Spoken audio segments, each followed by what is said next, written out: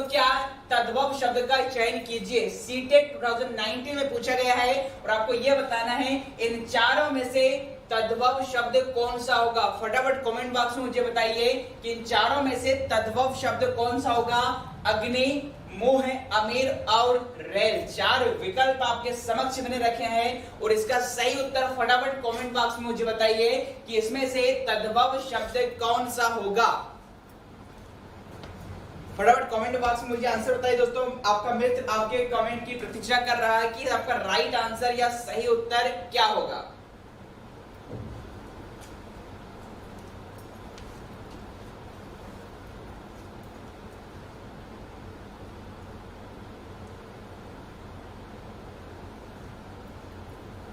तो यहाँ पर आपको चार विकल्प दिए गए हैं और चार विकल्प में से आपसे पूछा गया है कि इसमें तद्भव शब्द कौन सा होगा। चलिए, तो यहाँ पर जिन भी विद्यार्थियों ने यदि आंसर दिया है, जी दोस्तों यदि राइट आंसर की बात करूं तो जिन भी विद्यार्थियों ने यहाँ पर आंसर दिया आपका मुंह, जी दोस्तों जिन भी विद्यार्थियों ने यदि यहाँ पर आंसर दिया मुंह, तो मुंह इज द राइट आंसर, क्योंकि चारों में से मुंह आपका एकमात्र ऐसा शब्द है जो किस भाषा का है, आपका तद्भव शब्द है। अब बात आती है जिन विद्यार्थियों का इसका नॉलेज नहीं है या जो इसका ज्ञान नहीं रखते हैं, तो दोस्तों दो चीज आपको समझनी होगी। एक शब्द आपके नाम आपने सुना होगा तत्सम, एक आपने नाम सुना होगा दोस्तों आपका तत्सम। अब दोस्तों तत्सम शब्द कौन से होते हैं, तो तत्सम दोस्तों ऐसे शब्द होते हैं जो संस्कृत भाषा में, जो संस्कृत भाषा से आए हैं, वो संस्कृत भाषा के शब्दों को हम ज्यों का त्यों प्रयोग करते हैं हमारे दैनिक जीवन या दैनिक व्यवहार में। तो ऐसे शब्द जो संस्कृत भाषा से बिना परिवर्तन के आए हैं, ऐसे शब्द क्या कहलाते हैं, तत्सम कहलाते हैं। जैसे मैं बात करूं सूर्य, तो सूर्य संस्कृत भाषा का है। इसी प्रकार मैं बात करूं आपका ग्राम, ग्राम आपका तत्सम भाषा का है। मैं बात करूं यहाँ पर अग्नि, तो अग्नि आपका तत्सम भाषा का है। मैं बात करूं कृषक, जिसको हम किसान कहते हैं, तो ये कृषक किस भाषा का दोस्तों, आपका ये तत्सम भाषा का है, आपका संस्कृत भाषा का है। तो तत्सम का मतलब सिंपल आपको समझना है कि भाई संस्कृत भाषा के जो शब्द होते हैं, संस्कृत भाषा के जो शब्द होते हैं उन्हें क्या कहा जाता है दोस्तों, तत्सम कहा जाता है। किंतु आपसे यहाँ पर क्या पूछा गया था दोस्तों, तद्भव पूछा गया था। आपसे यहाँ पर क्या पूछा गया था, तद्भव पूछा गया था। अब दोस्तों यहाँ पर एक बात ही आती है तद्भव शब्दों का निर्माण कैसे हुआ, तत्सम शब्दों का निर्माण कैसे हुआ। तो इसमें उनकी उत्पत्ति की बात करूं तो होता क्या है कि जो संस्कृत भाषा के शब्द रहते हैं ये हमारे लिए दैनिक व्यवहार में बोलने में कठिन प्रतीत होते हैं, इसलिए हम क्या करते हैं, सुविधा अनुसार हम इनके अर्थों का या फिर हम इनके रूप को परिवर्तित कर देते हैं। जैसे बात करें सूर्य की, तो सूर्य को आजकल हम सूर्य ना कहते हैं, हम क्या कह देते हैं, सूरज कह देते हैं। इसी प्रकार अग्नि को हम क्या कहते हैं, आग कहते हैं। ग्राम को हम क्या कहते हैं, गांव कहते हैं। और कृषक को क्या कहते हैं, किसान कहते हैं। इसका मतलब ये हुआ कि संस्कृत भाषा के शब्द तो क्या कहलाते हैं, तत्सम। और यदि मैं संस्कृत भाषा के शब्दों का, ध्यान से सुनिए, यदि मैं संस्कृत भाषा के शब्दों का रूप परिवर्तित कर दूं या सुविधा अनुसार उनका हम अर्थ ले लेते हैं, तो ऐसे शब्द क्या कहलाते हैं दोस्तों, तद्भव कहलाते हैं। और यही आपसे पूछा गया था कि चार विकल्पों में से तद्भव शब्द कौन सा होगा। तो यहाँ पर आप पाएंगे क्या, देखिए रेल शब्द पढ़ने से लग रहा है, रेल तो किस भाषा का है, अंग्रेजी भाषा का है। रेल किस भाषा का शब्द दोस्तों, आपका अंग्रेजी भाषा का शब्द है। रेल की हम बात करें तो रेल आपका किस भाषा का शब्द दोस्तों, आपका अंग्रेजी भाषा का शब्द है। बात करें दोस्तों अमीर, अमीर शब्द आपका है दोस्तों, आपका ये अरबी भाषा का, अमीर जो शब्द है दोस्तों आपका ये अरबी भाषा का है। अब जो लोग ये क्लास मेरी पहली बार आज देख रहे हैं उनको ये लग रहा होगा कि सर हमें कैसे पता या फिर आपने किस बेसिस पर या किस आधार पर कह दिया कि अमीर शब्द अरबी होगा। तो दोस्तों मैंने जब आपको तत्सम तद्भव के साथ साथ अरबी शब्द भी पढ़ाए थे, तो अरबी शब्दों की मैंने आपको धांसू ट्रिक कहानी बताई थी और उस कहानी के माध्यम से 60 से 70 अरबी शब्द जो आपकी परीक्षाओं के लिए सबसे महत्वपूर्ण है वो मैंने आपको बताए थे। तो इस आधार मैंने आपको कह दिया कि भाई अमीर शब्द क्या है, अरबी भाषा का है। अब बात करें अग्नि, तो अग्नि तो आपको समझ में आ रहा है, बोल के देखिए अग्नि, क्योंकि अग्नि तो हम दैनिक जीवन में आजकल बोलते नहीं, हम ऐसा कहने कहते कहीं भी आग लग गई है तो हम ऐसा नहीं कहते कि अग्नि लग गई है, अग्नि जल रही है, हम क्या कहेंगे, आग जल रही है या आग लग गई है। तो संस्कृत भाषा के शब्द आप यदि जो करते हो इस्तेमाल कर रहे हैं तो वो तो तत्सम होंगे, और यदि संस्कृत भाषा के शब्दों का आप रूप परिवर्तित कर दें या सुविधा अनुसार उनका अर्थ ले लें तो वो क्या बन जाते हैं, तद्भव बन जाते हैं। तो अग्नि क्या हो गया आपका तत्सम, अमीर हो गया अरबी, रेल हो गया अंग्रेजी, और मोह एकमात्र बचा हुआ है तो ये क्या बन जाएगा दोस्तों आपका तद्भव बन जाएगा। ये क्या बन जाएगा आपका तद्भव बन जाएगा। तो जिन भी विद्यार्थियों ने यहाँ पर मोह शब्द यहाँ पर टिक किया है इज द राइट आंसर। तो ये तो दोस्तों नॉर्मल, ये तो मैंने ऑप्शन एलिमिनेशन मेथड है आपकी, ये जो तरीका हुआ है ये आपका ऑप्शन एलिमिनेशन मेथड हुई है आपकी, क्योंकि आपने पहचान लिया कि अग्नि तत्सम है मतलब संस्कृत का है, अमीर अरबी है, रेल अंग्रेजी का। किंतु कभी ऐसा हो हमें 4 ऑप्शन में से पता नहीं हो कि कौन सा आपका हिंदी का है, कौन सा आपका अंग्रेजी का है, कौन सा अरबी का है, कौन सा फारसी का है। तो फिलहाल आपसे ये जो पूछा गया था कि कौन सा तद्भव शब्द है, तो उसकी धांसू ट्रिक समझिए दोस्तों। उसकी धांसू ट्रिक क्या है, क्या कि चंद्र बिंदु लगे हुए शब्द, चंद्र बिंदु लगे हुए शब्द हमेशा क्या होते हैं दोस्तों आपका तद्भव होते हैं। इस चीज का आपको ध्यान में रखना है। हमारी जो ट्रिक है वो आपको यह याद रखना है क्या कि वो सारे शब्द जिन पर चंद्र बिंदु लगी हुई होती है वो क्या होते हैं दोस्तों आपके तद्भव होते हैं। जैसे यहाँ पर मुंह में देखेंगे आप माँ के ऊपर चंद्र बिंदु लगी हुई है। इसके अलावा दूसरे शब्दों की हम बात करें तो जैसे मैंने लिखा दोस्तों 5, मैंने यहाँ पर दोस्तों लिखा कुआं, मैंने लिखा दोस्तों यहाँ पर सांप, मैंने लिखा दोस्तों यहाँ पर गेहूं।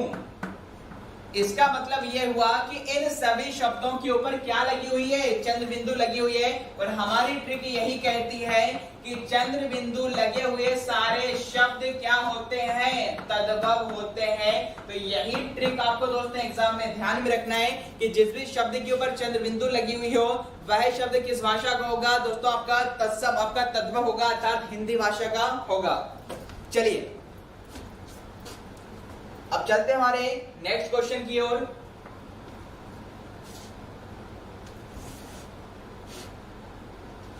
तो क्वेश्चन नंबर 9 आई होप आपको समझ में आ चुका है। ये आपका सीटेट 2019 में पूछा गया था। तो बस आपको इतना ध्यान में रखना है क्या कि भाई चंद्रबिंदु लगे हुए सारे शब्द किस भाषा के होंगे, आपके तद्भव होंगे। और तद्भव का मतलब होता है हिंदी के शब्द और तत्सम मतलब होता है कि आपके संस्कृत के शब्द। चलिए क्वेश्चन नंबर 10 पे चलते हैं। क्वेश्चन नंबर 10 ये रहा आपकी डिस्प्ले स्क्रीन पर। दोस्तों ये भी काफी महत्वपूर्ण क्वेश्चन, ध्यान से देखिए इस क्वेश्चन को। दोस्तों क्या कह रहा है कि 3 शब्द कई बार कंफ्यूज करने के लिए दिए जाते हैं। और आज मैं आपके समक्ष वही क्वेश्चन दोस्तों लेके आया हूं जो सबसे कंफ्यूजन आपको पैदा करते हैं। और उन कंफ्यूजन को दूर करने का तरीका संदीप सर के द्वारा अर्थात मेरे द्वारा बताया जाएगा और इसी ट्रिक बताई जाएगी। इससे पहले का भी ना तो आपने पढ़ी होगी और जिंदगी भर के लिए आपको दोस्तों क्या है याद रहेगी ये ट्रिक, जिंदगी के साथ भी और जिंदगी के बाद भी। चलिए क्वेश्चन है आपका दामिनी, कामिनी और यामिनी। दोस्तों 3 शब्द ये हमेशा कंफ्यूज करने के लिए दिए जाते हैं। दामिनी, कामिनी और यामिनी के उचित अर्थ का चयन करें। देखिए दोस्तों कितना महत्वपूर्ण प्रश्न है, व्याकरण के पटवारी के एग्जाम में पूछा गया था। तो जो आपकी जेल प्रहरी की वैकेंसी आई है, इससे पहले जब जेल प्रहरी का परीक्षा हुई थी आपकी 17-18 में, उसमें भी पूछा गया है। संविदा शिक्षक 2011-12 में भी आपका पूछा गया है। तो काफी महत्वपूर्ण क्वेश्चन है दोस्तों, 3 से 4 बार व्यापक में पूछा गया है कि दामिनी, कामिनी और यामिनी का अर्थ क्या होता है। कई बार बच्चे रट के चले जाते हैं और एग्जाम में देखिए किस प्रकार कंफ्यूजन पैदा करने के लिए सारे ऑप्शन आपको घुमा फिरा कर दिए गए हैं। तो देखते हैं आज कितने विद्यार्थियों को इसका आंसर सही पता है। कमेंट बॉक्स में मुझे बताइए दामिनी, कामिनी और यामिनी का सही अर्थ क्या होगा। तो क्वेश्चन आपके समक्ष ये रहा दोस्तों, बताइए मुझे कमेंट करके फटाफट। दामिनी, कामिनी और यामिनी ये 3 शब्द आपको दिए गए हैं और इन 3 शब्दों का सही अर्थ आपको बताना है।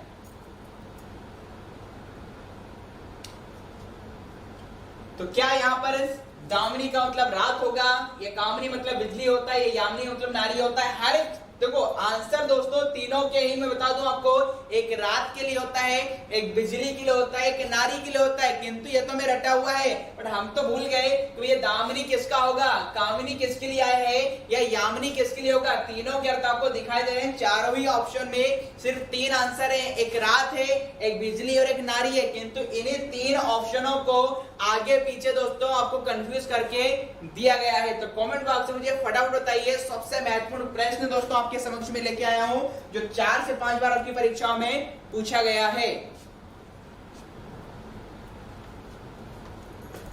चलिए, तो राइट आंसर की बात करें कि सर इसका राइट आंसर क्या होगा, तो दोस्तों बता दूं कि जिन भी विद्यार्थियों ने, जी हां दोस्तों, आपका जिन भी विद्यार्थियों ने यदि आंसर दिया है आपका क्वेश्चन ऑप्शन नंबर 3, जी हां दोस्तों, जिनका ऑप्शन भी आपका आंसर ऑप्शन नंबर 3 है, अर्थात उनके अनुसार ये है कि भाई दामिनी का मतलब क्या होगा, बिजली होगा, कामिनी मतलब क्या होगा, नारी होगा, और यामिनी किसे कहा जाता है, रात को कहा जाता है। तो जिन भी विद्यार्थियों ने ऑप्शन नंबर 3 या विकल्प क्रमांक 3 का चयन किया है, इज द राइट आंसर। सभी को बहुत बहुत बधाई हो, आप बहुत ही अच्छा सीख रहे हैं। किंतु वो विद्यार्थी जो भ्रमित हो चुके थे कि सर हमें नहीं पता, हमें नारी में कंफ्यूजन है, हमें बिजली में कंफ्यूजन है, हमें रात में कंफ्यूजन है, या फिर हम अभी तो पढ़ लेंगे किंतु जब एग्जाम में पूछा जाएगा तब तक हम कहीं भूल ना जाएं। तो दोस्तों ध्यान से देखिए, अब मैं इसकी धांसू ट्रिक बता रहा हूं, आप कभी नहीं भूलेंगे, हमेशा आपको याद रहेगा कि किसका मतलब क्या होता है। चलिए अब उस धांसू ट्रिक पर हम चलते हैं कि इन तीनों कर्ण किस प्रकार से याद कर सकते हैं। चलिए देखिए यहाँ पर हमारी ट्रिक क्या बनेगी दोस्तों। देखो अभी हमने कहा था कि तीसरा वाला आंसर हमारा सही है, तो हम इस प्रकार से देखेंगे। आजकल आपने देखा होगा कि दिन पर दिन आपकी महंगाई बढ़ रही है, और यदि महंगाई बढ़ रही है तो हमारे बिजली के बिल भी बढ़ रहे हैं, अर्थात बिजली के क्या बढ़ रहे हैं, दाम बढ़ रहे हैं। जी हाँ दोस्तों, तो यहाँ से आप इस प्रकार से याद कर सकते हैं कि दामिनी का मतलब क्या है, दाम, दामिनी का मतलब क्या है, दाम है। और आजकल दाम किसके बढ़ रहे हैं दोस्तों, बिजली के बढ़ रहे हैं। इस प्रकार से आप याद कर सकते हैं कि दामिनी का मतलब क्या होगा दोस्तों, आपका बिजली होगा। और बिजली कैसा हमने याद किया कि आजकल आपके महंगाई के साथ साथ बिजली के दाम भी कैसे क्या दोस्तों आपके बढ़ रहे हैं। तो ये तरीका हमेशा आपको याद रहेगा, दामिनी से दाम, और किसके दाम बढ़ रहे हैं दोस्तों, आपका बिजली के दाम बढ़ रहे हैं। अगला दोस्तों कामिनी।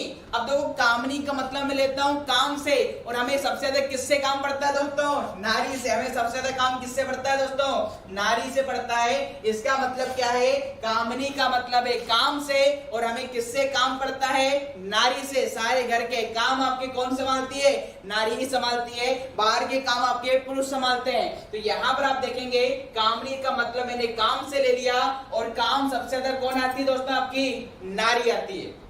चलिए अब बात करें सर यामिनी को कैसे याद करें, यामिनी को कैसे याद करें। तो दोस्तों देखेंगे आप, यामिनी में यदि मैं या को हटा दूं, यदि मैं यामिनी में से या को हटा दूं तो क्या बच जाएगा, मिनी। क्या बच जाएगा, मिनी। और लड़कियों का नाम भी रखा जाता है दोस्तों आपका मिनी, घर का नाम भी होता है और वैसे भी नाम रखा जाता है आपका। तो यामिनी में से मैंने या को हटा दिया तो क्या बच गया दोस्तों, मिनी बच गया। और या को मैंने क्या कर दिया, याद। या को मैंने क्या बना दिया, याद। मतलब मिनी नाम की कोई लड़की है, और या से क्या याद रखेंगे, याद। मिनी नाम की कोई लड़की है और उसको आपकी याद आती है, तो साधारणतः रात आपकी जो याद कब आती है दोस्तों, रात में आती है, क्योंकि दिन में तो आप उस लड़की से मिल सकते हैं किंतु रात में मिलना असंभव है आपका। इस प्रकार से याद कर सकते हैं, मिनी नाम की लड़की की याद आपको कब आती है दोस्तों, रात में आती है। तो इस प्रकार से आप जिंदगी भर के लिए आज आपको याद रहेगा, दामिनी, कामिनी और यामिनी, इन तीनों ही शब्दों में आप कभी उलझने वाले नहीं है। पुनः मैं अपनी वार्ता को रिपीट कर रहा हूं कि भैया दामिनी का मतलब है दाम से, और किसके दाम बढ़ गए, बिजली, और बिजली के दाम बढ़ गए, अर्थात दामिनी का मतलब किससे हो गया, बिजली से हो गया। कामिनी, अब कामिनी का मतलब काम से, और किस हमें हमारे काम कौन आती है, नारी आती है। और यामिनी में या से याद और मिनी, तो मिनी नाम की लड़की को अब याद करते हैं, और कब करते हैं दोस्तों, रात में करते हैं। तो आई होप ये ट्रिक आपको यदि पसंद आ रही है तो ज्यादा से ज्यादा इस लिंक को अपने दोस्तों के साथ शेयर करें, और वीडियो पसंद आ रहा है दोस्तों आप इसे लाइक करें, सावधानी कोचिंग इंस्टीट्यूट के चैनल को सब्सक्राइब करें। तो आई होप ये आपकी धांसू ट्रिक आपके समक्ष आज मैंने रखी है, और ये आपको आज क्लियर होगी। चलिए चलते हैं हमारे क्वेश्चन नंबर 11 की ओर, और क्वेश्चन नंबर 11 ये रहा आपकी डिस्प्ले स्क्रीन पर। अगला शब्द दोस्तों मुहावरा, हिंदी और उर्दू। जी हाँ दोस्तों, व्यापम का सबसे फेवरेट, सबसे पसंदीदा ये प्रश्न है व्यापम का कि मुहावरा हिंदी और उर्दू किस भाषा के शब्द हैं। सीटेट में पूछा जा चुका है, व्याकरण के पटवारी एग्जाम में पूछा जा चुका है और एमपीएसआई 2017 में भी पूछा जा चुका है कि मुहावरा किस भाषा का शब्द है, या हिंदी किस भाषा का शब्द है, या उर्दू किस भाषा का शब्द है। अब इन तीनों के आंसर भी हम दोस्तों रटकर चले जाते हैं। यहाँ पर आप देखेंगे कुछ विकल्प तो समान दिखाई दे रहे हैं, हम रट के चले जाते हैं और जब परीक्षा में जाते हैं तो वहां जाके भ्रमित हो जाते हैं। तो पहले तो मुझे आप बताइए, फिर मैं आपको बताने वाला हूं इसकी धांसू ट्रिक कि आप जिंदगी भर कैसे याद रख सकते हैं। तो फटाफट कमेंट बॉक्स में मुझे बताइए, मुहावरा हिंदी और उर्दू किस भाषा का शब्द है। कई बार परीक्षा में पूछा गया दोस्तों, फटाफट कमेंट बॉक्स में मुझे बताइए, मुहावरा हिंदी और उर्दू किस भाषा के शब्द हैं।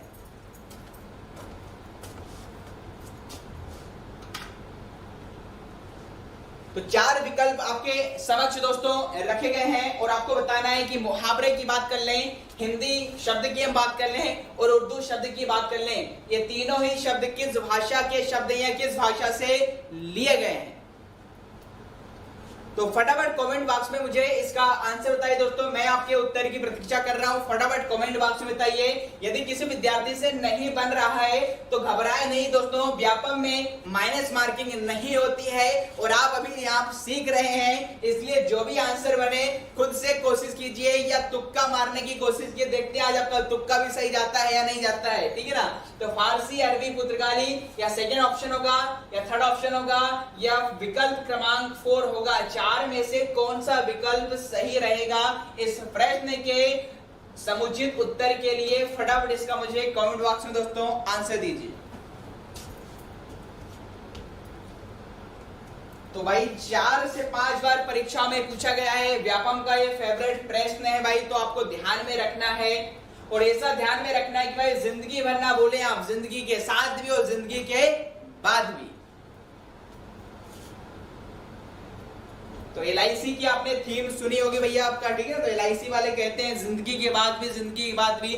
हालांकि जिस दिन LIC कंपनी आपके घाटे में चली जाएगी उस दिन इसका जो मोटो रहेगा, उस दिन जो इसकी लाइन रहेगी कि जिंदगी क्या लेके आए थे और क्या लेकर जाओगे।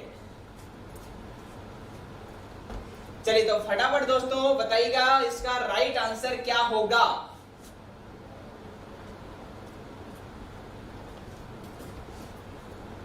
तो वैकेंसी दोस्तों आपके समक्ष कई वैकेंसी आ चुकी है, बैंकिंग में आ चुकी है, व्यापम में जेल प्रहरी की वैकेंसी और व्यापम में और भी नई नई वैकेंसी आपकी आने वाली है। तो आप अपनी तैयारी पूरी जारी रखिएगा।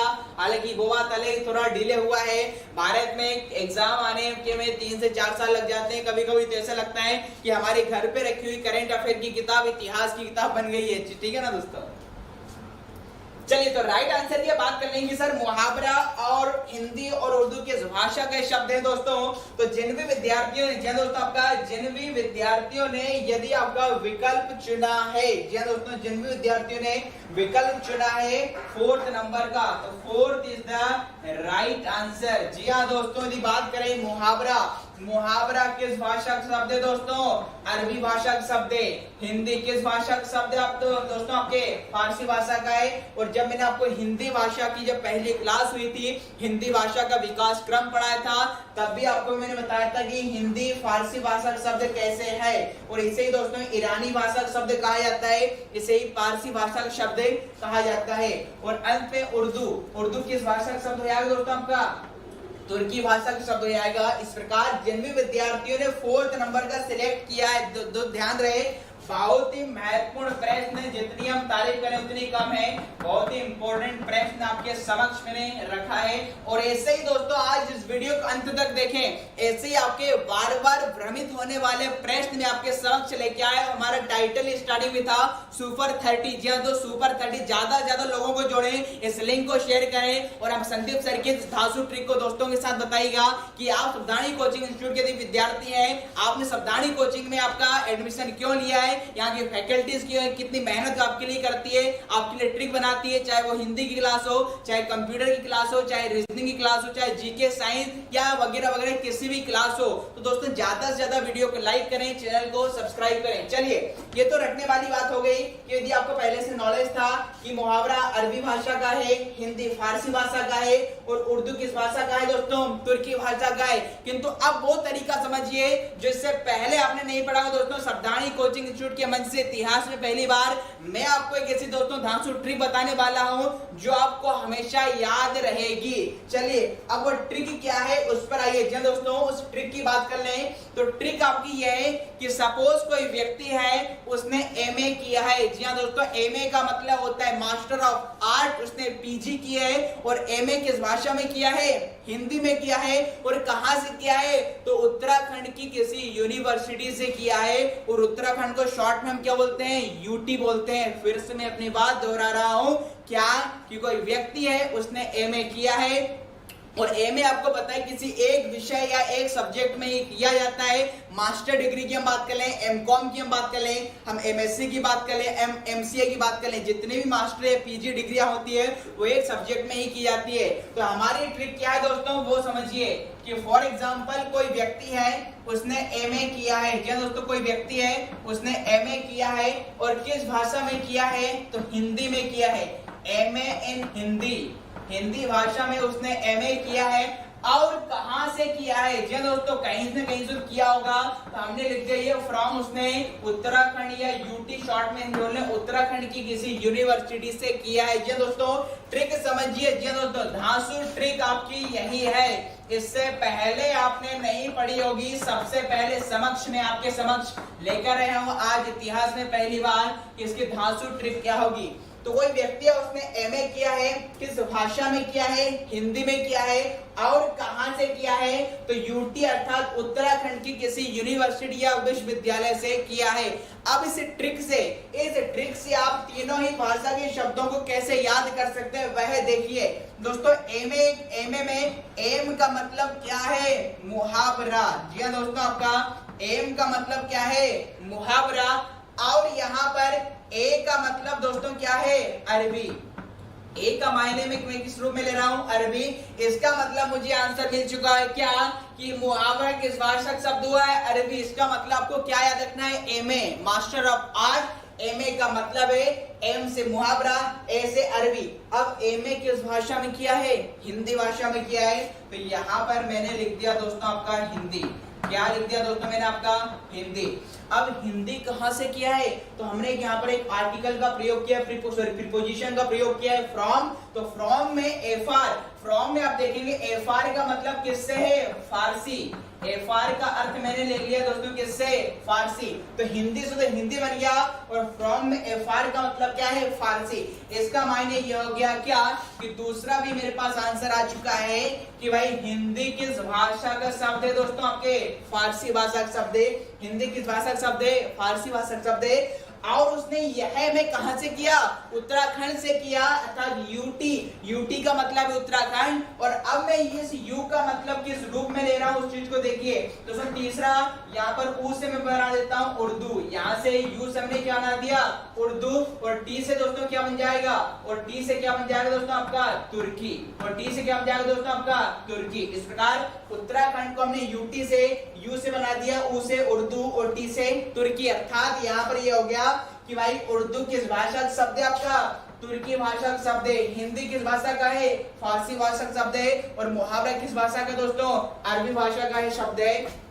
तो जिन भी विद्यार्थियों को या तो रटा हुआ था, अच्छी बात है, आपने आंसर दिया, बहुत बहुत बधाई हो आपको। किंतु जिन भी विद्यार्थियों को जो पहली बार इस क्लास को देख रहे हैं, बस आपको जिंदगी में एक ही लाइन याद रखना है, हमेशा जब भी एग्जाम में आपके पास आएगा तो आपको पता लगेगा कि संदीप सर ने कोई ऐसी ट्रिक बताई थी कि कोई व्यक्ति था, उसने एमए किया था, किस सब्जेक्ट में किया था। चूंकि आप हिंदी पढ़ रहे हैं मुझसे और हिंदी का प्रश्न, तो ये भी समझ लीजिए कि एमए किस में किया है, हिंदी में किया है। और कहां से किया है, उत्तराखंड से किया है, अर्थात यूटीएस किया है। तो ये ट्रिक आपके समझ है, चाहे तो आप इसका स्क्रीनशॉट ले लीजिए दोस्तों, फटाफट इसका स्क्रीनशॉट लीजिए। धांसू ट्रिक मैंने आपके समझ याद रखी इतिहास में पहली बार कि एमए का मतलब है एम से मुहावरा, ए से अरबी। फिर आपका हिंदी, हिंदी कहां से किया, फ्रॉम। तो एफआर का मतलब है फारसी और यूटी का मतलब यू से उर्दू और टी से आपका क्या है, तुर्की।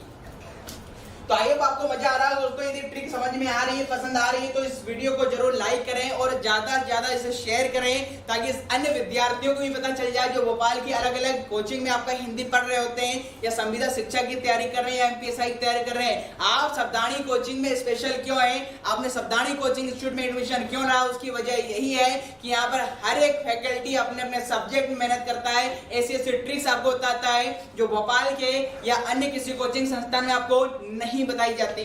चलिए चलते हैं दोस्तों आपके नेक्स्ट क्वेश्चन की ओर।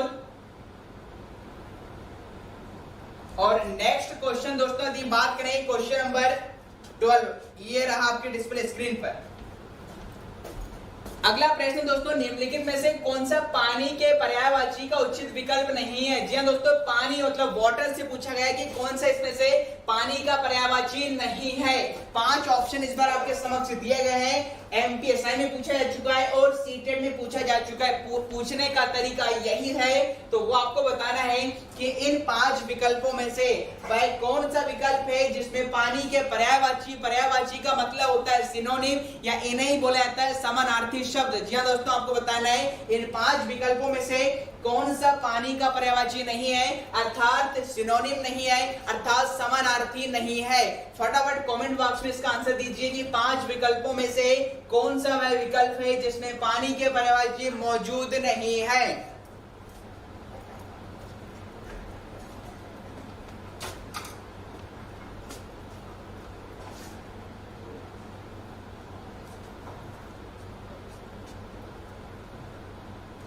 तो फटाफट कमेंट बॉक्स में बताइए दोस्तों कि एकमात्र ऐसा कौन सा यहाँ पर विकल्प होगा, या फिर इनमें से कोई नहीं होगा, या फिर सेकंड है, फर्स्ट है, थर्ड या फोर्थ है। 5 विकल्पों में से उस विकल्प का आपको चयन करना है कि भाई किस विकल्प में पानी के पर्यायवाची या जल के पर्यायवाची नहीं है। चलिए दोस्तों, यदि राइट आंसर की बात कर लें तो जिन भी विद्यार्थियों ने फर्स्ट टिक किया है तो आपको पता है कि भाई फर्स्ट में तो दोनों ही पानी के पर्यायवाची हैं। पानी बारी भी होता है, जल को भी कहा जाता है। इसी प्रकार नेर भी पानी का पर्यायवाची है, सलिल भी पानी को कहा जाता है। इसी प्रकार आग और अंबु भी कहा जाता है, उद और तोय भी कहा जाता है। इसका मतलब एकमात्र विकल्प कौन सा बच गया था, 5वां। इसका मतलब है इनमें से ऐसा कोई सा विकल्प नहीं है जिसमें पानी के पर्यायवाची मौजूद नहीं हो। मतलब चारों के चारों जो विकल्प हैं, इसमें सारे ही विकल्प दोस्तों आपके पानी के पर्यायवाची हैं या पानी के क्या हैं, समानार्थी है। तो यहाँ पर इनमें से क्या आएगा, कोई नहीं। जिन भी विद्यार्थियों ने यदि ऑप्शन नंबर 5 का चयन किया है, विकल्प क्रमांक 5 का चयन किया है, तो इज द राइट आंसर। अब दोस्तों बात आती है यहाँ पर, कुछ लोग यहाँ पर कंफ्यूज हो गए होंगे, क्या किन विकल्पों में, या तो आप गए होंगे उद या तोय को लगाया होगा क्योंकि ये आपके लिए नए हैं, या फिर आपने आग या अंबु को लगाया होगा। आपने वारी सुना है, जल सुना है, नीर सुना है, हो सकता है सलिल भी किसी ने ना सुना हो। तो बात आती है इसको याद कैसा करें। तो दोस्तों जब मैंने आपको पर्यायवाची पढ़ाए थे तो मैंने पर्यायवाची शब्दों को याद करने की भी धांसू ट्रिक बताई थी, और पानी के पर्यायवाची याद करने की हमारी धांसू ट्रिक क्या थी उस पर मैं आ रहा हूं कि हम इसे कैसा याद रखेंगे। जी दोस्तों देखिए धांसू ट्रिक हमारी क्या है।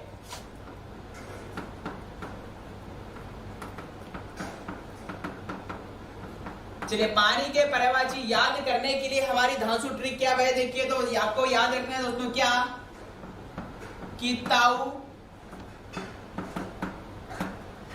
जवानी में, पास, आ, पानी के।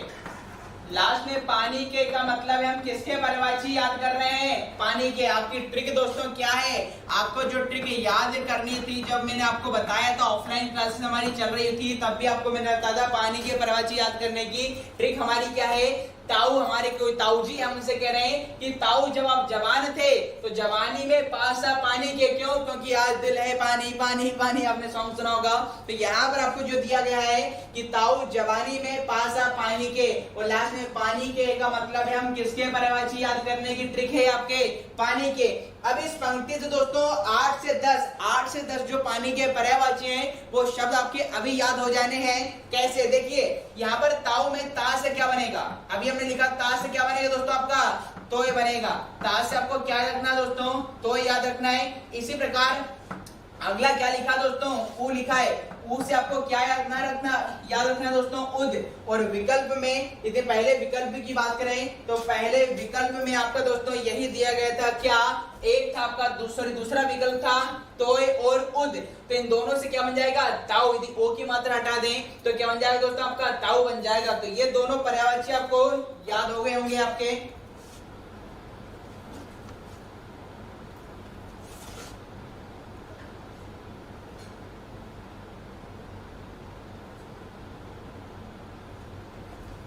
चलिए, तो यहाँ पर हम दिख रहे थे भाई, ताऊ जवानी में पासा पानी के, ता से क्या बन जाएगा, तो उ से क्या बन जाएगा, उद। अब देखो जवानी शब्द की बात करें, जवानी शब्द को मैं अलग लिख लेता हूं, ज, वा और ने, हर एक वर्ण को मैंने अलग अलग लिख दिया दोस्तों। देखिए कितना बढ़िया शॉर्ट ट्रिक हमारी।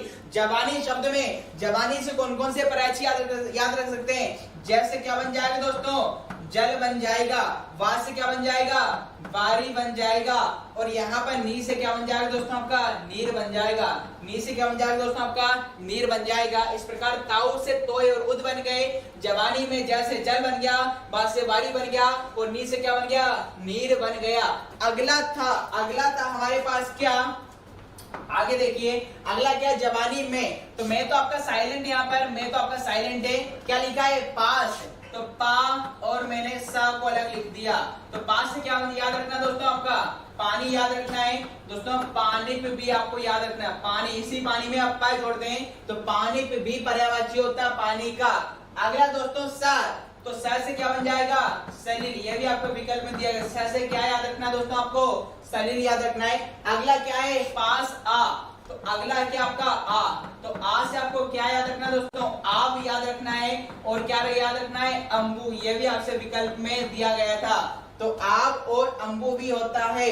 और किसके पास आना है, पानी के। इसका मतलब ये सारे किसके पर्यायवाची हैं दोस्तों, पानी। किस प्रकार आप देखेंगे, 1 2 3 4 5 6 7 8 9 10, टोटल 10 पर्यायवाची दोस्तों। इस ट्रिक से आपको याद रखेंगे, जिंदगी भर आप याद रहेगा क्या, कि ताऊ जवानी में पासा पानी के। और पानी के का मतलब है कि किसके पर्यायवाची याद कर रहे हैं दोस्तों, पानी के। तो ये ट्रिक आई होप आपको पसंद आई होगी। इसका स्क्रीनशॉट लीजिए दोस्तों।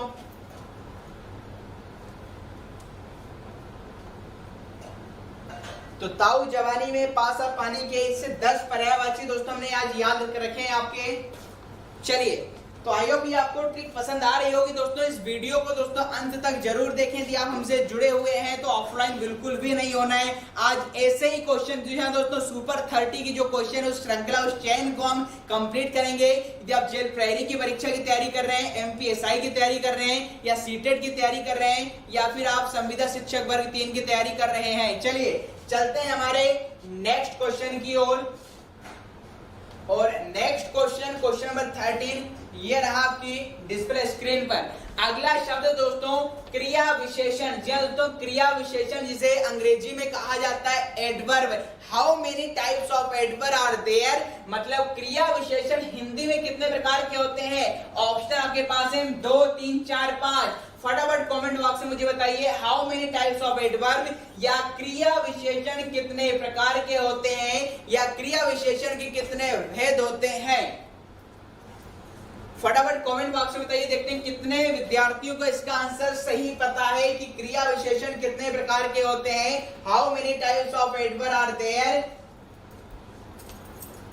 फटाफट कमेंट बॉक्स में इसका आंसर बताइए। विकल्प 4 आपके समक्ष रखे गए, 2 3 4 5। चलिए दोस्तों, आंसर की बात कर लें। आंसर की बात करें तो जिन भी विद्यार्थियों ने, जी दोस्तों, जिन भी विद्यार्थियों ने आंसर दिया है 4, तो 4 इज द राइट आंसर। क्रिया विशेषण कितने होते हैं दोस्तों, 4 होते हैं। जिन भी विद्यार्थियों ने 4 आंसर दिया है इज द राइट आंसर। अब थोड़ा ये समझ लें कि क्रिया विशेषण क्या होता है। तो दोस्तों, नाम से स्पष्ट है कि ऐसे शब्द जो किसकी विशेषता बताते हैं दोस्तों, क्रिया की विशेषता बताते हैं। और एक चीज आपको विशेष ध्यान में रखना है कि जो भी क्रिया विशेषण होते हैं ये हमेशा ही क्रिया से पहले आते हैं। क्रिया से पहले आकर ही क्रिया की विशेषता बताने का काम करते हैं। कैसे, उस तथ्य को समझिए। यहाँ पर दोनों में, यहाँ पर मैंने लिखा दोस्तों मोहन चलता है, मोहन वॉक्स, मोहन चलता है। अब इसी को दोस्तों मैंने इस प्रकार से मोहन धीरे धीरे चलता है, मोहन धीरे धीरे चलता है। अब मुझे बताइए यहाँ पर चलने का काम कौन कर रहा है? जी हाँ दोस्तों, मुझे बताइए चलने का काम कौन कर रहा है? मोहन कर रहा है। और मैंने आपको पहले भी बता चुका हूं कि जो क्रिया को करता है, क्रिया को करने वाला हमेशा क्या होता है? कर्ता। मतलब यहाँ पर चलना तो क्या होगी दोस्तों? क्रिया हो गई। और क्रिया करने वाला जो होता है वह क्या कहलाता है? कर्ता कहलाता है। मतलब मोहन क्या बन गया? कर्ता बन गया। अब बताइए दोस्तों, चलना क्रिया है और चलने की विशेषता कौन सा शब्द बता रहा है? कैसे चलता है? क्रिया विशेषण की एक पहचान यह भी है, आप उस शब्द में कैसे है या कैसा है लगाकर प्रश्न कीजिए। यदि उत्तर मिलता है तो वहां पर क्या होगा? क्रिया विशेषण होगा।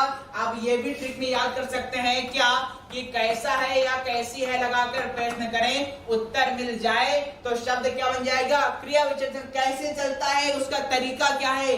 धीरे धीरे चलता है। और धीरे धीरे शब्द किससे पहले आ रहा है दोस्तों? क्रिया से पहले आ रहा है। तो यह क्या बन जाएगा? क्रिया विशेषण बन जाएगा। तो सिंपल सा है, क्रिया की विशेषता बताने वाले शब्द क्या कहलाते हैं? क्रिया विशेषण या एडवर्ब कहलाते हैं। और हमेशा ही क्रिया विशेषण किससे पहले आते हैं? क्रिया से पहले आते हैं। चलिए, ये आपको बात समझ में नहीं भी आई है तो दूसरा उदाहरण देखिए दोस्तों। यहां पर मैंने लिख दिया हवा। हवा मंद मंद बहती है। हवा मंद मंद बहती। बताइए इस सेंटेंस में दोस्तों, इस सेंटेंस में आपकी क्रिया क्या है? बहना। इसमें आपकी क्रिया क्या है? बहना। और बहने का काम कौन कर रहा है? हवा या वायु। तो हमने कहा था जो वाक्य में क्रिया को करे वह क्या होता है? कर्ता। मतलब हवा तो क्या बन गई आपकी? एयर या वायु क्या बन गई? कर्ता। और कैसे बह रही है? आंसर मिलेगा मंद मंद का मतलब है धीरे धीरे। तो ये जो मंद मंद शब्द है ये किसकी विशेषता बता रहा है? क्रिया की। तो ये क्या बन जाएगा? क्रिया विशेषण बन जाएगा। तो आई होप आपको इतना तो समझ में आ गया होगा, आपने बचपन में भी पढ़ा होगा। सिंपल सा है, क्रिया विशेषण की क्रिया की विशेषता बताने वाले शब्द क्या कहलाते हैं? क्रिया विशेषण कहलाते हैं। अब आपसे विकल्प में यह नहीं पूछा गया था, आपसे प्रश्न ये पूछा गया था क्या कि क्रिया विशेषण कितने प्रकार के होते हैं? और मैंने आपको राइट आंसर क्या होता है? 4। अब इतना तो आसान है, आप रट लेंगे कि क्रिया विशेषण 4 होते हैं। जब आपका पेपर हार्ड होता है, थोड़ा कठिन होता है, तो आपको 4 विकल्प ऐसे दे दिए जाते हैं, आपको चारों में से 3 क्रिया विशेषण के नाम मेंशन कर दिए जाएंगे और चौथा कुछ और लिख दिया जाएगा। और आपसे बोलेंगे कि निम्नलिखित में से कौन सा क्रिया विशेषण का भेद या प्रकार नहीं है। मैं क्या कह रहा हूं, मेरी वार्ता को पुनः सुनिए, मेरे कथन को पुनः सुनिए, मेरे स्टेटमेंट को पुनः सुनिए। इतना तो भी आसान है, आपने रट लिया कि क्रिया विशेषण 4 प्रकार के होते हैं, किंतु भाई 4 कौन कौन से होते हैं? जब ऐसा प्रश्न पूछ लिया जाए तब हमें और कंफ्यूजन होती है। क्या बताइए 4 में से हमें छांटना है कि कौन सा क्रिया विशेषण है या कौन सा क्रिया विशेषण नहीं है। तो उसकी धांसू ट्रिक समझिए दोस्तों कि क्रिया विशेषण के 4 भेद कौन से होते हैं। जी दोस्तों, उसकी धांसू ट्रिक देखिए। हमने कहा है अभी कि क्रिया विशेषण कितने होते हैं? 4 होते हैं। इतना हमने रट लिया। अब इसकी जो ट्रिक होगी वह देखिए दोस्तों, बहुत ही बढ़िया मैं आपको ट्रिक बता रहा हूं। इससे पहले आपने नहीं पढ़ी होगी। सबसे बढ़िया कॉन्सेप्ट है, क्रिया विशेषण 4 होते हैं, हमें पता है, रट लिया। अब 4 कौन कौन से होते हैं उस तथ्य को जानिए। तो इसकी ट्रिक आपको याद रखना दोस्तों क्या है? कल परी से मिलना। कल किससे मिलना? परी से मिलना। कल परी से मिलना। तो यह आपकी ट्रिक है दोस्तों, ये आपकी धांसू ट्रिक आपके समक्ष आ चुकी। क्या? कल परी से मिलना।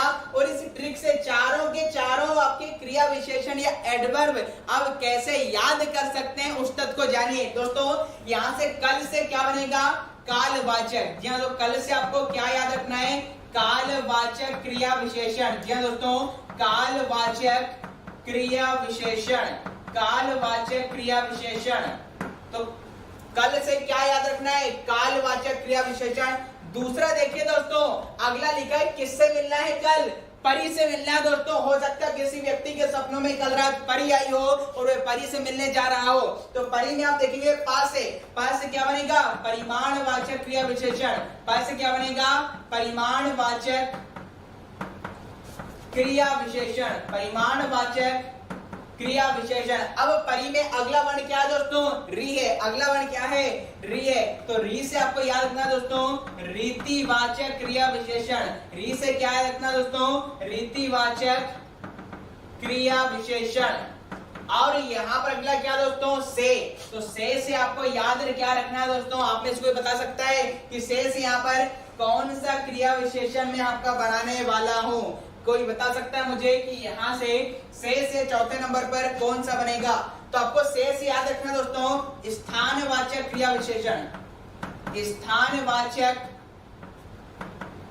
क्रिया विशेषण। तो ये दोस्तों क्रिया विशेषण कितने होते हैं, 4 प्रकार के होते हैं। अब आपको यदि ऐसा भी दे दी जाए कि निम्नलिखित में से कौन सा क्रिया विशेषण का भेद नहीं है, आपको उसमें जोड़ दे संख्यावाचक जोड़ दे, निश्चयवाचक जोड़ दे, अनिश्चयवाचक जोड़ दे या गुणवाचक जोड़ दे, तो ये सारे क्रिया विशेषण नहीं होते हैं, क्योंकि क्रिया विशेषण की जो ट्रिक हमारे पास है वह कौन सी है, कल परी से मिलना। कल किससे मिलना, परी से मिलना। तो कल से कालवाचक मतलब ऐसे क्रिया विशेषण जो काल अर्थात समय को बताते हो, और दूसरा है पास से परिमाणवाचक। परिमाण का मतलब होते ही मात्रा या क्वांटिटी, मतलब जिन क्रिया विशेषणों से मात्रा का बोध होता है, नापतोल वाली चीजों का बोध होता है, वह परिमाणवाचक होते हैं। और री से क्या है, रीतिवाचक। रीतिवाचक का मतलब होता है कि कोई क्रिया किस प्रकार से की जा रही है। जो मैंने प्रारंभ में आपको 2 उदाहरण दिए थे कि मोहन धीरे धीरे चलता है, वायु मंद मंद बहती है, ये उनके तरीके हैं कि किस प्रकार से वायु बह रही है या मोहन किस प्रकार से चल रहा है, क्योंकि रीति का मतलब ही होता है तरीका।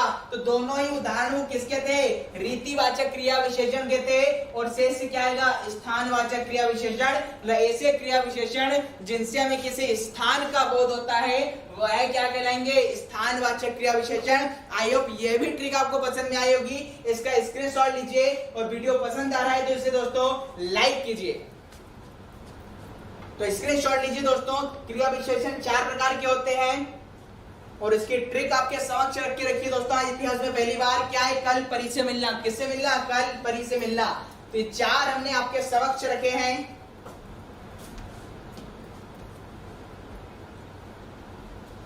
चलिए दोस्तों, सुपर 30 की अगली श्रृंखला को आगे बढ़ाते हुए अगले प्रश्न की ओर मैं चल रहा हूं। जो जी हां दोस्तों, अगले प्रश्न पे यदि वार्ता करें क्वेश्चन नंबर 14। और क्वेश्चन नंबर 14 ये आपकी डिस्प्ले स्क्रीन पर आपको बताना है मुक्तागार। जी हां दोस्तों, कई बार आपकी परीक्षा में पूछा गया है मुक्तागार का संधि विच्छेद क्या होगा। जी हां दोस्तों, मुक्तागार का संधि विच्छेद क्या होगा। 4 विकल्प आपके समक्ष रखे गए हैं। फटाफट कमेंट बॉक्स में अपना आंसर दीजिए। मैं आपके आंसर की प्रतीक्षा कर रहा हूं। क्या एक सही होगा, क्या दूसरा सही होगा, क्या तीसरा सही होगा या चौथा सही होगा। फटाफट दोस्तों इसका आंसर दीजिए। मुक्तागार का सही संधि विच्छेद कौन सा है।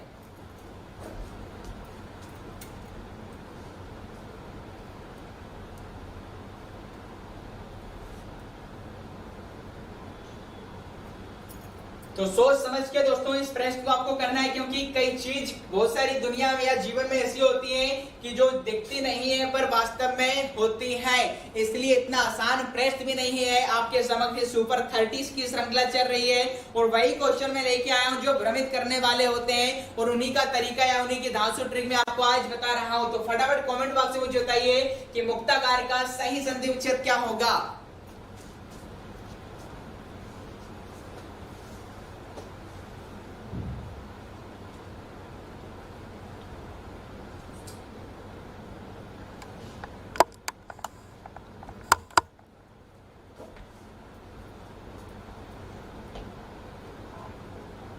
मुक्तागार का सही संधि विच्छेद क्या होगा, फटाफट कमेंट बॉक्स में मुझे बताइए।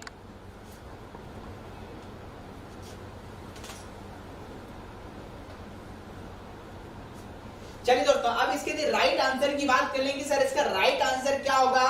तो दोस्तों जिन भी विद्यार्थियों ने दिया, दोस्तों जिन भी विद्यार्थियों ने यदि आंसर दिया है आपका थर्ड, जी दोस्तों मुक्ताधन आगार, क्योंकि मुक्ताधन आगार इज द राइट आंसर। जी दोस्तों, कौन सा आंसर इसका सही होगा दोस्तों, आपका मुक्ताधन आगार। अब बात करेंगे शेष विकल्प क्यों गलत है। देखिए कई बार अभी तक आप जो पढ़ते आ रहे हैं, हम क्या करते हैं, जब भी कोई शब्द दिया जाता है हम पढ़कर देख लेते हैं चारों विकल्पों में से कि पढ़कर कौन सा अच्छा लग रहा है। बताइए, आप इसे पढ़कर देखेंगे मुक्तागार में तो आपको लगेगा मुक्त धन आगार, हो सकता है पढ़ने में ये अच्छा आपको लग रहा है। मुक्त धन गार तो दोस्तों यहाँ पर बात करें होगा ही नहीं, क्योंकि हमने डायरेक्ट जोड़ दिया है, इन दोनों को डायरेक्ट जोड़ा गया है। और यहाँ भी देखते हैं मुक्ता धन गार वैसा का वैसा लिखा हुआ है, इन दोनों में कोई बदलाव हुआ है क्या? जी बिल्कुल नहीं। यहाँ पर से आपका मुक्त है और यहाँ पर क्या है? मुक्ता है। यदि आप पढ़कर आंसर लगाएंगे तो हो सकता है या तो पहला लगा दें या चौथा लगा दें या कुछ और लगा दें या फिर मुक्तधन आगार लगा दें। तो जिन भी विद्यार्थियों ने विकल्प क्रमांक 3 का चयन किया है तो 3 ही सही होगा। अब 3 ही क्यों सही है, बाकी क्यों गलत है, उस तथ्य को जानिए। जी दोस्तों, अब आपकी परीक्षा में थोड़े डिफिकल्ट प्रश्न पूछे जाते हैं, इतना आसान नहीं है कि आप क्वेश्चन को देखा आपने और 4 विकल्पों से पढ़कर देख लिया कि कौन सा पढ़ने में अच्छा लग रहा है। तो ध्यान से देखिए, मैंने आपको पहले भी संधि में बताया है, संधि रटने का काम नहीं है, संधि के कॉन्सेप्ट को समझने का प्रयास कीजिए। चलिए, अब मैंने आपको बताया था कि जब भी हम किसी शब्द का संधि विच्छेद करें तो संधि विच्छेद करते समय इस बात का विशेष ध्यान रखना चाहिए कि दोनों पद सार्थक होना चाहिए, मतलब दोनों पदों का अपना अपना कुछ अर्थ निकलेगा तभी तो सार्थक शब्द बनेगा। क्या बोल रहा हूँ? संधि विच्छेद आप जब भी करें दोनों पद आपके सार्थक होना चाहिए, और सार्थक कहने का मतलब है दोनों पदों का अपना अपना अर्थ निकलना चाहिए। यदि दोनों पदों का अर्थ निकलेगा तभी संधि होगी। और ऐसा क्यों कह रहा हूं? क्योंकि आपको पता है संधि की परिभाषा ही कहती है कि दो वर्णों के मिलने से जो विकार होता है, जो परिवर्तन होता है, जो बदलाव होता है, उसे ही दोस्तों क्या कहते हैं? आपका संधि कहा जाता है। तो जाहिर सी बात है कि दो पदों के मिलने के बाद विकार होना चाहिए, परिवर्तन होना चाहिए, और दोनों पद कैसे होने चाहिए? सार्थक होना चाहिए। अब देखिए, मुक्तागार का संधि विच्छेद मुक्ताधन आगार ही क्यों होगा? यदि किसी ने चयन किया है मुक्तधन आगार, तो मुक्तधन आगार गलत क्यों है और मुक्ताधन आगार सही क्यों है, वह देखिए दोस्तों। शब्द आपका दिया गया था मुक्तागार, तो देखो यहाँ पे तोड़ने का प्रयास करें तो आपकी दीर्घ संधि, यहाँ पर संधि कौन सी बनेगी दोस्तों? दीर्घ संधि, क्योंकि मध्य में किसकी मात्रा है? बड़े आ की। हमने कहा थी मध्य में बड़े आ की मात्रा हो तो वहां पर कौन सी संधि होती है? दीर्घ संधि होती है। अब या तो आप इसे तोड़ेंगे दोस्तों मुक्त। अब देखो हमें पता है कि बड़ा कब बनेगा? बड़ा तब बनेगा जब पहले पद में या तो छोटा आ हो या फिर क्या हो? बड़ा आ हो। इसी प्रकार इसके बाद वाले पद में छोटा आ हो या बड़ा आ हो। जब इनका योग होगा, जब इनका योग होगा तभी क्या बनेगा? बड़ा बनेगा। मतलब पहले पद में क्या होना चाहिए? छोटा या बड़ा होगा, और दूसरे पद में क्या होना चाहिए? छोटा या बड़ा होगा, और मिलकर दीर्घ आ बना देंगे। इसलिए संधि का नाम क्या है? दीर्घ। दीर्घ मतलब होता है बड़ा, कि छोटा हो चाहे बड़ा मिले या बाद में छोटा या बड़ा मिले, हमेशा बनेगा कौन सा? बड़ा। इसका मतलब ये हुआ कि यदि यहां से मैं आ की मात्रा निकाल लूं, यदि ता से मैं आ की मात्रा निकाल लूं तो यहाँ पर ता कैसा हो जाएगा? स्वर रहित हो जाएगा, और इधर क्या बच जाएगा? गार बच जाएगा। इधर क्या बच जाएगा दोस्तों? गार बच जाएगा। मत में से आ की मात्रा निकाल ली और हमने यहाँ पर ता को स्वर रहित कर दिया, ता को स्वर रहित किया तो ता में हलंत लगा दिया। अब कौन कौन सी पॉसिबिलिटी हमारे पास से बताइए? ता में यदि आ होगा तो क्या बन जाएगा? मुक्त, और यदि आ होगा तो क्या बन जाएगा? मुक्ता। चलिए इसी प्रकार गार के साथ एकदम जोड़ें। यदि गार में आप आ जोड़ेंगे तो क्या बन जाएगा? आगार बन जाएगा, और आ जोड़ेंगे तो क्या बन जाएगा? आगार बन जाएगा। अब देखिए दोस्तों, यदि आपको थोड़ा सा भी नॉलेज हो, आगार नाम का कोई शब्द नहीं होता है। आगार नाम का कोई शब्द नहीं होता है। वास्तविक जो होता है वह क्या होता है? आगार। वास्तविक शब्द क्या होता है? आगार। और आगार का मतलब क्या होता है? स्थान। आगार का मतलब क्या होता है? स्थान या प्लेस। आगार का मतलब क्या होता है? स्थान होता है। अब बताइए, यहाँ पर मुक्त और मुक्ता दोनों में हमने कहा था कि जब भी हम संधि करें दोनों पद सार्थक होना चाहिए। तो आगार का तो कोई मतलब नहीं होता। हाँ, आगार मतलब होता है स्थान। और आपने ये भी सुना है कि स्थान ही क्यों होता, मैं आपको उदाहरण भी बताऊंगा भी दोस्तों। आगार मतलब क्या है? स्थान। अब दोस्तों बताइए, मुक्त, मुक्त का स्थान कोई होगा क्या? यदि यहाँ से मैं मुक्त विकल्प का चयन कर लो तो बताइए मुक्त स्थान कुछ होता है क्या? नहीं। सुलभ शौचालय भी आप कभी गए होंगे तो सुलभ शौचालय के ऊपर लिखा हुआ रहता है आपका सुलभ शौचालय प्लस या और स्नानागार। क्या लिखा रहता है आपका? स्नानागार। या फिर आपने दोस्तों आपका छठी या सातवीं क्लास में हिस्ट्री या इतिहास में पढ़ा होगा कि मोहनजोदड़ो में एक विशाल स्नानागार पाया गया था। स्नानागार का मतलब क्या है? स्नान करने का स्थान पाया गया था। इसका संधि विच्छेद क्या होगा? स्नान धन आगार। चलिए ये भी नहीं पता आपको तो आपने ये भी सुना होगा कि भैया पुराने समय में जब हिंदी अपने विशिष्ट लेवल भी थी या संस्कृत भाषा के बाद हिंदी भाषा जो आई है, लोग अच्छी हिंदी भाषा का प्रयोग करते थे, तब कहा जाता है कि मैं अपने शयन कक्ष में जा रहा हूँ या मैं अपने शयनागार में जा रहा हूँ। तो शयनागार का मतलब क्या है? शयन धनागार, और शयन मतलब क्या होता है? सोना। इसका संधि विच्छेद क्या होगा? शयन धन आगार। अर्थात आगार मतलब स्थान, और किसका स्थान? सोने का स्थान। तो शयनागार सोने का स्थान, और स्नानागार मतलब होता है स्नान करने का स्थान। चलिए ये भी छोड़ दीजिए, आपने सुना होगा दोस्तों सभागार। तो सभागार का मतलब क्या होगा? सभा करने के स्थान। ये भी छोड़ दीजिए, आपने सुना होगा दोस्तों क्या? अन्नागार। अन्नागार का मतलब क्या होगा? इसका संधि विच्छेद अन्न धन आगार, मतलब जहां पर आपका अन्य गल्ला पानी रखा जाता है उसे क्या बोला जाता है दोस्तों? आपका अन्नागार बोला जाता है। तो अब तो आपको समझ में आ गया होगा कि संधि विच्छेद करते समय आप ऐसा ना समझे कि पढ़ने में कौन से अच्छे शब्द लग रहे हैं। आपको देखना है कि दोनों विकल्पों में से कौन क्या दोनों पद सार्थक हैं। देखिए अन्न यहाँ पर सार्थक है। अन्न का मतलब आपके धान से मान लीजिए या अनाज से मान लीजिए, और अगार का मतलब भी होता है स्थान, अर्थात यहाँ पर अनाज रखने का जो स्थान क्या कहलाता है? अन्नागार कहलाता है। चलिए चलते हैं हमारे दोस्तों नेक्स्ट क्वेश्चन की ओर। क्वेश्चन नंबर 15 आपका ये रहा दोस्तों डिस्प्ले स्क्रीन पर कि रामचरितमानस का चौथा कांड कौन सा होगा? जी दोस्तों, हम सभी साधारणतः भारत में हिंदुओं की संख्या ज्यादा है, तो आपके घर में भी रामचरितमानस नामक महान ग्रंथ रखा होगा या कभी न कभी आपने रामचरितमानस पढ़ा होगा। ये भी आपसे पूछ लिया जाता है और कई बार हम कंफ्यूज हो जाते हैं। यहाँ पर आपसे कौन सा कांड पूछा गया, कौन सा पार्ट पूछा गया? चौथा। अरे चौथा क्या यार, तीसरा पूछ ले, दूसरा पूछ ले, छठा पूछ ले या सातवां पूछ ले, हम यदि रट भी लेते हैं तो भूल जाते हैं। किंतु आपको आज तो सावधानी कोचिंग के मंच से ऐसी में आपको ट्रिक बताने वाला हूं कि रामचरितमानस के सातों कांड आपको सीक्वेंस से याद हो जाएंगे। फिलहाल तो मुझे इसका आंसर दीजिए कि रामचरितमानस का 4th नंबर का पार्ट या चौथा कांड कह लीजिए, चौथा सर्ग कह लीजिए, या चौथा भाग कह लीजिए, या चौथा आपका वॉल्यूम कह लीजिए। बताइए चौथा कांड कौन सा होगा? ऑप्शन आपके समक्ष है, सुंदरकांड, अरण्यकांड, किष्किंधा और अयोध्या कांड। बताइए रामचरितमानस का इसमें से चौथा कांड कौन सा होगा? फटाफट कमेंट बॉक्स में मुझे बताइए दोस्तों।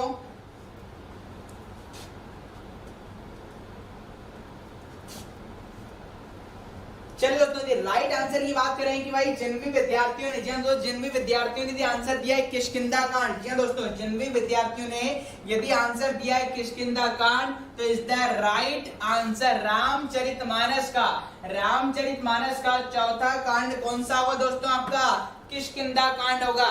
अब चौथा कांड किष्किंधा कांड है। यदि आपने रामचरितमानस पढ़ी है तो आपको ज्ञान होगा या फिर आपको पता होगा, किंतु मुझे पता है आप में से आपके 70% विद्यार्थी इस समय ऐसे होंगे जिन्हें सातों के सातों कांड तो पता है किंतु उनकी नंबरिंग या सीक्वेंस नहीं पता है। तो वह धांसू ट्रिक समझिए कि रामचरितमानस के सातों कांड को हम ट्रिक के माध्यम से कैसे याद रखें। जी दोस्तों रामचरितमानस की हम बात कर रहे हैं।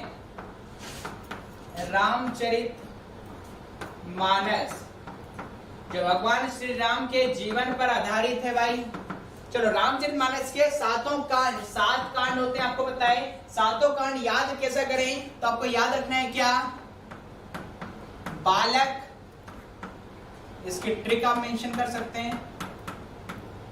बालक, अयोध्या, का अरण्य मतलब होता है जंगल, अरण्य की सुंदर लंका में उतरा। जी हाँ दोस्तों, बस यही आपको ट्रिक याद रखनी है और आपको हमेशा के लिए 7 कांड याद हो जाएंगे। ट्रिक क्या है कि कहाँ का बालक है, तो बालक है अयोध्या का। अब अयोध्या का बालक कहाँ जाता है, अरण्य। अरण्य मतलब होता है जंगल, फॉरेस्ट। अरण्य में आपका जाता है और अरण्य से कहाँ गया, और अरण्य कैसा है, सुंदर। जंगल कैसा है, सुंदर। अरण्य की सुंदर लंका में, और हमें पता है लंका भी पूरे सोने की बनी हुई थी, इसलिए सुंदर लंका को कहा गया है कि सुंदर लंका थी। इस कारण वह व्यक्ति आपका वह बालक अयोध्या से कहाँ चल गया, आपके उतर गया है आपके लंका में। अब इस ट्रिक से याद कैसा करेंगे दोस्तों, बताइए। पहला क्या है, बालक, तो पहला कांड क्या बन जाएगा, बाल्यकांड। पहला क्या बन जाएगा, बाल्यकांड। दूसरा क्या है दोस्तों, अयोध्या, तो क्या बन जाएगा, अयोध्या कांड। दूसरा क्या बन जाएगा, अयोध्या कांड। तीसरा क्या है, अरण्य का, यहाँ पर साइलेंट है। तीसरा क्या बन जाएगा, अरण्य कांड, मतलब जब भगवान श्री राम जंगल या वनवास में जाते हैं तो उसका वर्णन अरण्य कांड में किया गया है। अब की से क्या आएगा, किष्किंधा कांड। ये दोस्तों यही आपसे पूछा गया था, क्या आपका आएगा, किष्किंधा कांड। तो ये कौन सा आएगा, चौथा, और यही आपसे पूछा गया था। पांचवा क्या होगा, सुंदरकांड। पांचवा क्या होगा, सुंदरकांड होगा। छठवा क्या होगा, लंका कांड। छठवा क्या होगा, लंका कांड। और यहाँ पर मैं यहाँ पर साइलेंट है। 7 से क्या बनेगा, उत्तरकांड। क्या बन जाएगा दोस्तों आपका, उत्तरकांड। तो यह ट्रिक भी आपको पसंद आई होगी दोस्तों, बहुत ही बढ़िया ट्रिक आपके समझ लेके आया हूँ। क्या कि बालक अयोध्या का अरण्य की सुंदर लंका में उतरा। तो पहला बालकांड, दूसरा अयोध्या कांड, तीसरा अरण्य कांड, चौथा की से किष्किंधा कांड, पांचवा सुंदर से सुंदर कांड, छठवा आपका लंका से लंका कांड, और एम साइलेंट है, और उत्तरा से क्या बन जाएगा, उत्तर कांड। इस प्रकार रामचरितमानस संपूर्ण इन 7 कांडों में दोस्तों क्या आपका विभक्त है या वर्गीकृत है।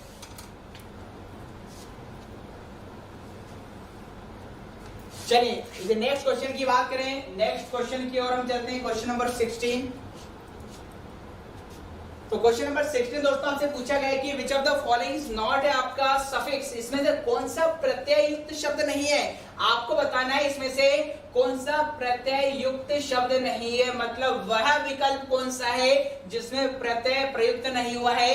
आपको पता है 2 चीजें होती हैं, उपसर्ग और प्रत्यय, मतलब सफिक्स और प्रीफिक्स। ऐसे शब्दांश जो शब्द के अंत में जोड़े जाते हैं और अंत में जोड़कर शब्द के रूप में परिवर्तन कर देते हैं, वह प्रत्यय कहलाते हैं। और उपसर्ग हमेशा शब्द के प्रारंभ में जोड़े जाते हैं। तो मुझे बताइए इन 5 विकल्पों में से कौन सा शब्द है जिसमें प्रत्यय का प्रयोग नहीं हुआ है।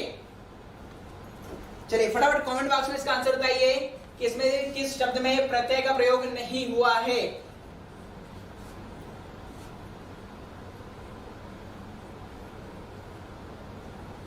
चलिए दोस्तों यहाँ पर यदि हम प्रत्यय की बात कर लें, आई थिंक यहाँ पर प्रश्न दोस्तों इसमें थोड़ा करेक्शन करेंगे। इसमें क्वेश्चन ऐसा था कि वह कौन सा शब्द है जिसमें गार प्रत्यय प्रयुक्त नहीं हुआ है, थोड़ा करेक्शन करें।